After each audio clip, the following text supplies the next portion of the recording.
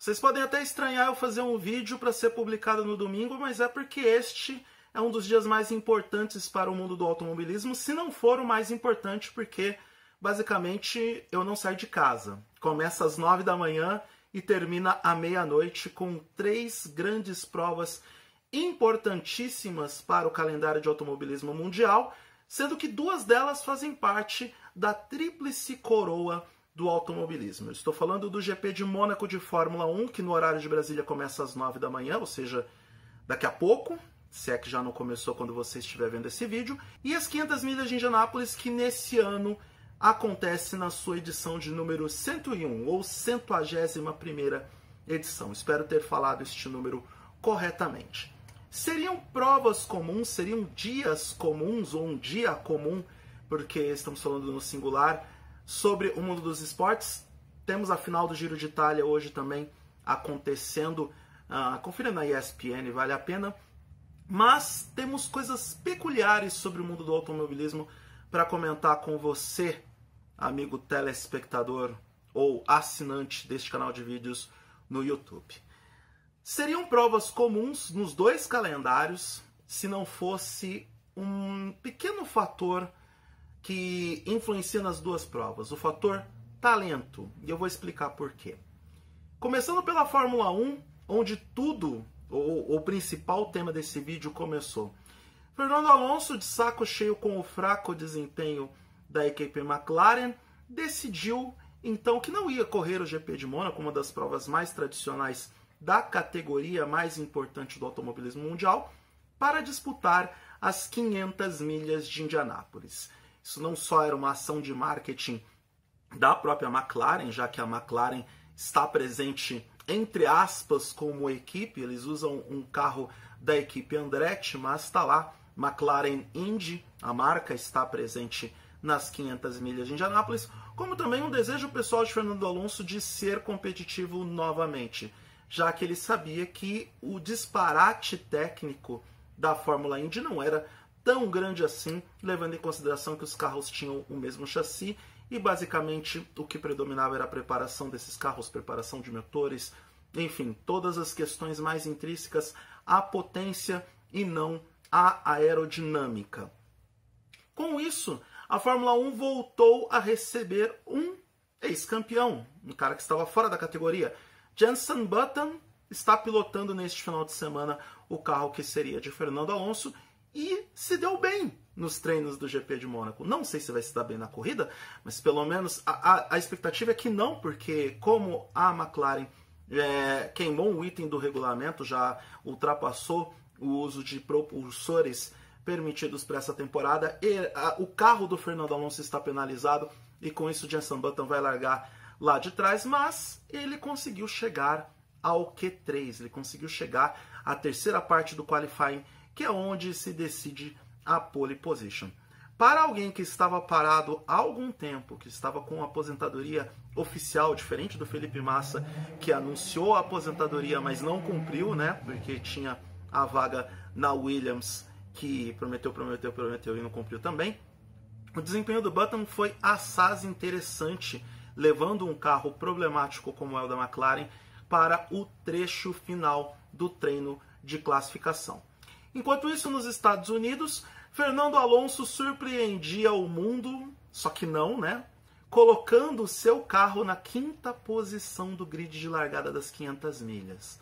Lembrando que Fernando Alonso é um piloto que, até onde nos consta, jamais havia corrido em circuito oval, jamais havia disputado as 500 milhas de Indianápolis. Ele é o novato melhor colocado num grid de largada que é composto por Scott Dixon, que foi o pole position, já vencedor da prova, Ed Carpenter, um piloto muito competente, Alexander Rossi, o último vencedor das 500 milhas de Indianápolis, Takuma Sato, que sempre anda muito bem no circuito de Indianápolis, mesmo sendo japonês. Gente, nada contra os japoneses, mas existe um histórico que conta contra, né? E o Fernando Alonso larga na 5ª posição das 500 milhas de Indianápolis, tendo ao lado o JR ou JR Hildebrandt. O brasileiro melhor colocado nesse grid é o Tony Kanaan, que abre a 3ª fila, e o Hélio Castro Neves vai largar na 7ª fila. O que esta posição de largada de Fernando Alonso diz para todos nós? Que ele é foda. Sim, que ele é foda, né? Ele superou o Juan Pablo Montoya, que veio da mesma categoria que ele. Se bem que o Montoya foi e voltou. Mas o Montoya, que já correu Fórmula 1, quase foi campeão. Não foi campeão assim, mas ele chegou a disputar o título com a Williams, mas não rolou. Superou o Juan Pablo Montoya, o que até aí não quer dizer nada, mas superou muita gente boa no meio do caminho nessa disputa pela pole em Indianápolis. Por exemplo, Will Power, Ryan Hunter-Reay, Graham Rahal, James Hinchcliffe, muita gente boa, Simon Pagenaud, Joseph Newgarden, pilotos tarimbados dentro da categoria. Superou até o ex-aposentado Bud Lazier. O Bud Lazier só aparece para correr essa prova também, né? Ele já venceu as 500 milhas de Indianápolis. Então, mostra que o Alonso é foda e mostra claramente como os pilotos da Fórmula 1 são tecnicamente mais aptos a disputar a Indy, ainda que seja em uma condição extrema, como é o caso das 500 milhas de Indianápolis.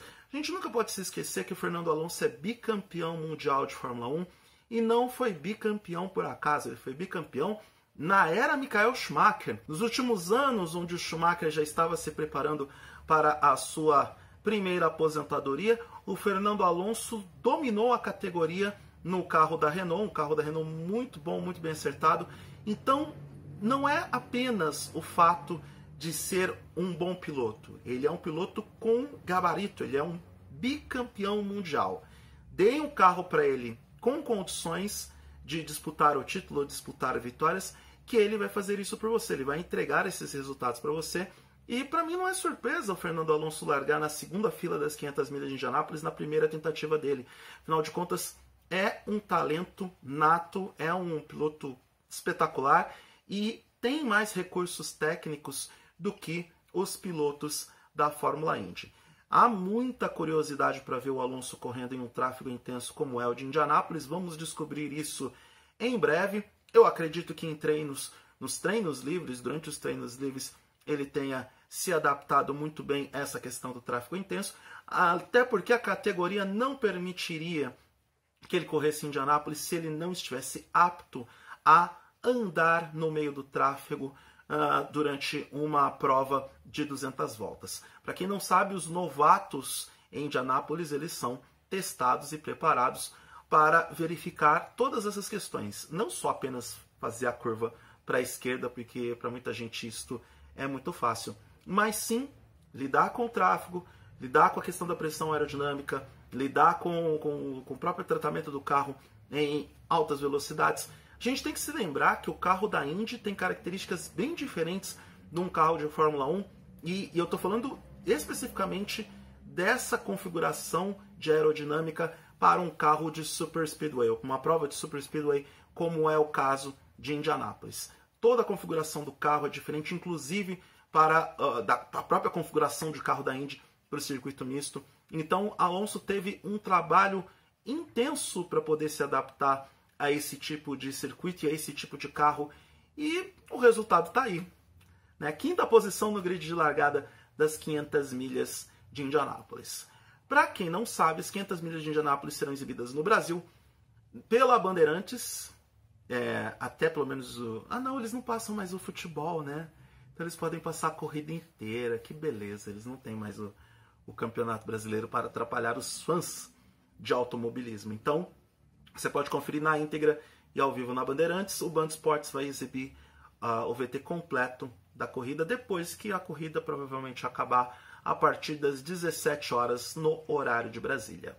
Então é isso, bom dia de automobilismo para você. Aliás, é um dia importante também, esqueci de falar isso, porque depois das 500 milhas de Indianápolis ainda tem as 600 milhas da Coca-Cola na NASCAR. A prova de Charlotte, a prova mais longa da NASCAR, começa às 19 horas no horário de Brasília pelo Fox Sports 2 e vai até, sabe lá Deus quiser, porque é uma maratona, são quase 6 horas de transmissão, 6 horas de corrida, então se prepare porque vai ser intenso e muito divertido. Se você gosta de tecnologia, acesse targethd.net ou eduardomoreira.com.br. Me siga é ótimo, né? Siga os meus blogs nas redes sociais. Quem quiser me seguir no Twitter é só acessar o @Eduardo Moreira. Grande abraço para todo mundo e até a próxima.